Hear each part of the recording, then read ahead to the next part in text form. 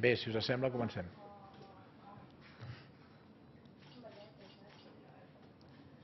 Val. Doncs bé, ens vam anar a dormir ahir i ens hem aixecat aquest matí amb una nova atzivada recentralitzadora del PP. M'estic referint a la qüestió de suspendre el concurs de privatització de l'aeroport de Barcelona, de l'aeroport del Prat. Ens hem trobat que bé, el Partit Popular n'ha fet una més amb aquesta estratègia que té d'anar escanyant i asfixiant a Catalunya. I aquesta atzivada recentralitzadora ara és, en fi, a l'aeroport de Barcelona, perquè la Generalitat, els catalans, no gestionem una infraestructura tan important i estratègica per al nostre desenvolupament com és l'aeroport del Prat. Ens trobem aquesta qüestió que caldrien fer unes reflexions. Primer de tot, la recuperació o la gestió del Prat per part del govern de la Generalitat va provocar una mobilització de la societat civil catalana, especialment de l'empresariat català. Es van fer fòrums, conferències, escoles de negocis, van mobilitzar associacions empresarials, va haver-hi una delegació dels empresaris i de la societat civil catalana que va anar al Ministeri a Madrid a demanar el que es considera que ens pertoca gestionar-ho nosaltres, i va crear un estat d'opinió generalitzat aquí que el moviment de l'empresariat i de la societat civil havia aconseguit que el Ministeri es plantegés el donar-nos la gestió. Val a dir que el que havien aconseguit que el Ministeri es comencés a plantejar era la neteja, el pàrquing, la jardineria i les botigues de l'aeroport, que no hi havia cap tipus de capacitat per gestionar la política aeronàutica i, per tant, per gestionar els slots i les taxes. Aquí s'havia creat una confusió potser interessada per demostrar que segons quins col·lectius, quan es mobilitzen, aconsegueixen el que volen, i no és així. Jo demanaria que es fes aquesta reflexió. Els moviments aquests es van començar el 2007. Estem al 2012. I no només estem igual, sinó que estem pitjor, perquè no s'ha aconseguit res. La gestió de l'aeroport del Prat continua en mans d'AENA i realment el que ens van voler fer creure que s'havia aconseguit, que era, ja et dic, la jardineria, les botigues, el pàrquing i la neteja, doncs tampoc ens pertoca gestionar-ho nosaltres, que tant de bo poguéssim gestionar el que sigui per tenir més capacitat per influir en totes aquestes qüestions, però realment jo crec que aquí s'està fent el ridícul. S'està fent el ridícul i cal una reacció que ja no val només el que actuarem amb una gran fermesa. Això em recorda fa 2 setmanes quan es va produir la qüestió de la LOAPA financera, que la resposta del govern va ser que actuarien amb una màxima resistència, que trobarien una màxima resistència per l'aplicació de la LOAPA financera. Ara és una gran fermesa en contra d'aquesta decisió. Però clar, i quan sentim que el president Mas a la reunió amb el senyor Rajoy li demanarà, li exigirà la gestió aeroportuària, doncs aquí em falta acabar el raonament, que en aquest sentit entenc que hauria de fer el president. I dir, escolta, incorporo a la meva agenda política el referèndum català sobre la independència i d'aquesta manera fas que el govern central, el govern del Partit Popular, doncs no estigui tan alliberat per actuar amb aquestes atzivades recentralitzadores que van dirigides a retallar-nos tots els drets que podem tenir, a perjudicar i a posar pals al desenvolupament econòmic de Catalunya, a part de ser una agressió a la nostra dignitat nacional. Per tant, jo crec que aquí ja no val l'actuar amb gran fermesa i el de respondre amb què trobaran una màxima resistència, sinó que el que cal és actuar políticament. Actuar políticament, i ho dic també perquè, insisteixo, ens trobem amb una estratègia molt clara del PP de mantenir el govern de la Generalitat en una situació de respiració assistida. que consisteix en donar aire dia a dia perquè el govern arribi a demà. I aquesta estratègia és molt clara en el sentit de que el que volen és mantenir-nos en aquesta situació que dic de respiració assistida perquè el govern no pugui fer una acció política dirigida a aprofundir i a tenir més autogovern. És realment molt clara aquesta situació que s'està produint. I des de Democràcia Catalana el que volem és donar solucions, perquè no cal només, jo he dit molts cops, en què el govern es dediqui a fer de cronista de la realitat. Això ja tenim els mitjans de comunicació que ens ho expliqueu. El govern ha d'actuar políticament. I en aquest sentit, el que cal fer és donar solucions. Nosaltres, de Democràcia Catalana, insisteixo, cal la unitat del catalanisme més que mai. I a més, el que cal és que aquesta unitat del catalanisme, i aquí ha d'haver-hi una gran generositat per part d'Esquerra Republicana, aquesta unitat del catalanisme estic convençut que provocarà que el govern de la Generalitat incorpori la seva agenda política al referèndum català sobre la independència, com han fet a Escòcia, com ha fet l'Alex Salmond a Escòcia. Ho dèiem ahir a la roda de premsa que fem els dilluns. El senyor Alex Salmond a Escòcia va incorporar en el seu programa polític el referèndum per la independència i va guanyar per majoria absoluta. I en aquest sentit, ara en aquests moments, estan amb els anglesos tractant aquestes qüestions de tu a tu i cada cop s'atreveixen menys a actuar en contra dels drets i llibertats d'Escòcia. I en aquest sentit també succeiria el mateix aquí. El govern espanyol, si el govern català actua amb fermesa i hi ha una unitat del catalanisme, cada cop s'atreviria menys a fer aquestes accions recentralitzadores que retallen drets i llibertats d'una nació com la catalana i que el que és pitjor, que ens estan perjudicant el nostre desenvolupament econòmic, a part de la nostra identitat i la nostra cultura. Per tant, crec que l'estratègia aquesta del PP de mantenir el govern català amb respiració assistida, l'única manera de combatre-la és per aquesta via.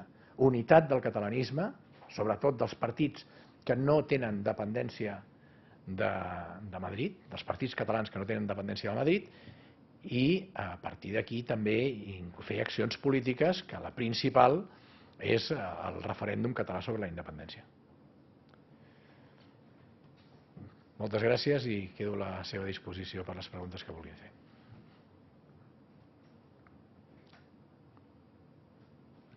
A mi m'agradaria conèixer la seva opinió respecte a les paraules de Carme Chacón sobre el pacte fiscal.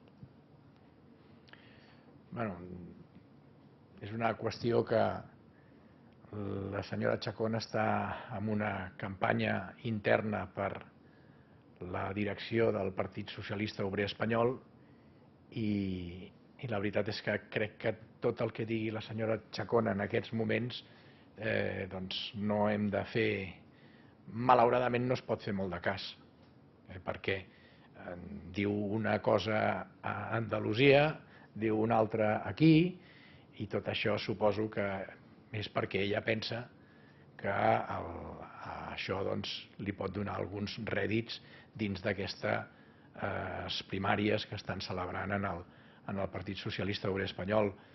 El que sí que és cert és que el Partit Socialista Obrer Espanyol i la seva delegació a Catalunya, que és el Partit Socialista de Catalunya, el pacte fiscal inspirat en el concert econòmic no el volen.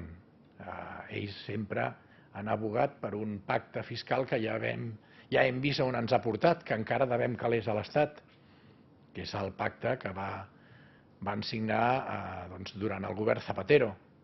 I ha estat un pacte, la veritat és que gens profitós per Catalunya.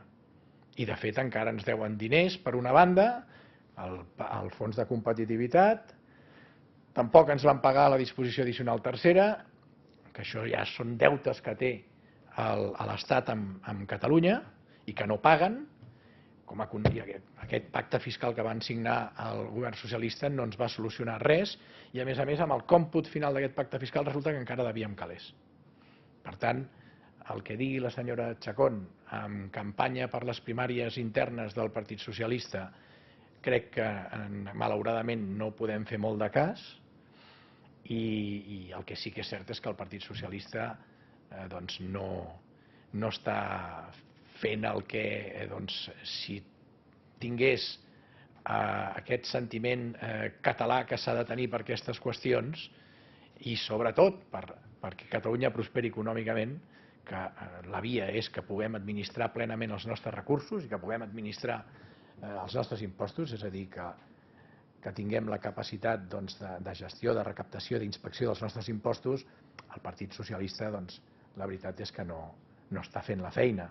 Ens volen portar un altre cop cap a un pacte fiscal que al final del trajecte resulta que és un pacte que sempre comporta unes assignacions insuficients per Catalunya que ens mantenen en aquesta asfíxia financera permanent que fa que veritablement el país no pugui desenvolupar-se econòmicament i en aquests moments de crisi que els catalans no puguin sortir de la crisi, perquè, insisteixo, tal com està estructurat avui les qüestions fiscals, ens trobem davant d'una situació de que hi ha una assignació insuficient de recursos que no permet fer front a les competències que tenim i que no permet que Catalunya surti de la crisi.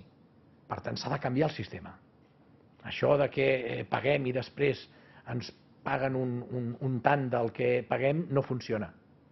Hem de gestionar nosaltres, recaptar nosaltres, inspeccionar nosaltres els nostres impostos i en aquest sentit, si s'ha d'establir una quota, com tenen en el concert econòmic, s'estableix. Això seria un pas endavant, potser ens permetria avançar amb la lluita contra la crisi que patim a Catalunya, però per mi també és una solució insuficient, ho he de dir. És a dir, aquí l'únic que ens porta a poder superar aquesta crisi econòmica i a poder superar aquest empobriment democràtic, social, cultural i identitari que pateix Catalunya és el referèndum català sobre la independència, perquè aleshores segur que tindríem independència fiscal, podríem administrar plenament els nostres recursos. Per tant, en aquest sentit jo ho veig així.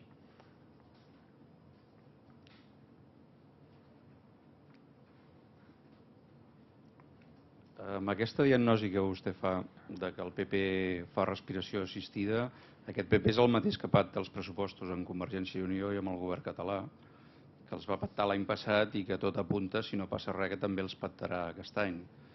Vostè ja va denunciar l'any passat aquest pacte, però malgrat això va donar el seu suport i el vot favorable a aquests pressupostos. Ens trobem en una situació similar aquest any. La meva pregunta és si vostè, malgrat tot, malgrat denunciar aquest possible acord que es pot deixar entreveure, continuarà donant suport als pressupostos de la Generalitat. Miri, no només ens manté en una situació de respiració assistida. L'estratègia del PP té segrestat el govern de Catalunya. I davant d'aquest segrest que pateix el govern català, crec que aquí els partits catalanistes ens hem de mobilitzar. I per això demano un acte de generositat política per part dels partits catalanistes que no depenem de Madrid. Crec que això podria començar a fer que el govern de l'Estat, ja et dic, no estigués tan alliberat i li fos tan fàcil el mantenir aquesta estratègia de segrest del govern de Catalunya. El meu vot, ho he dit un munt de cops, és un vot en 3 dimensions.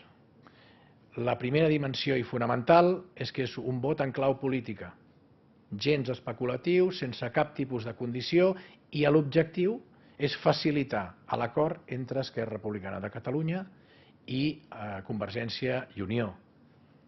Només caldria l'abstenció d'Esquerra Republicana de Catalunya i amb el vot de Democràcia Catalana, amb el meu vot al Parlament, estaven aprovats els pressupostos.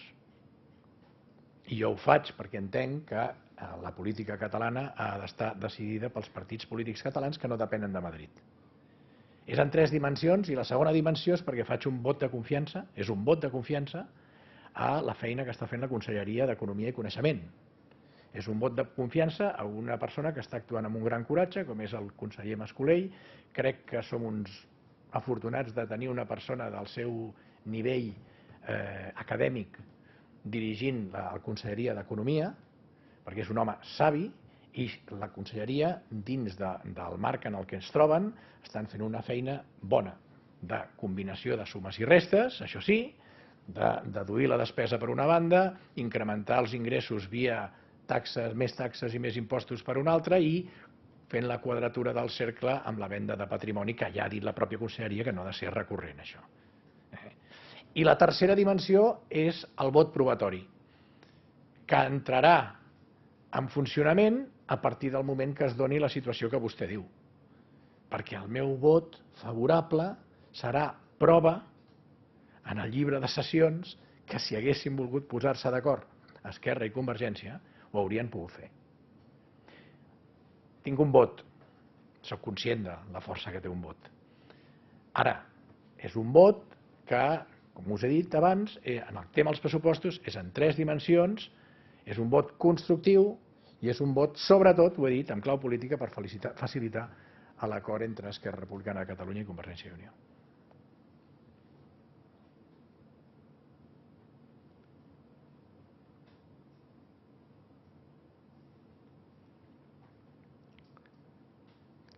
Cap més pregunta? Molt bé, gràcies.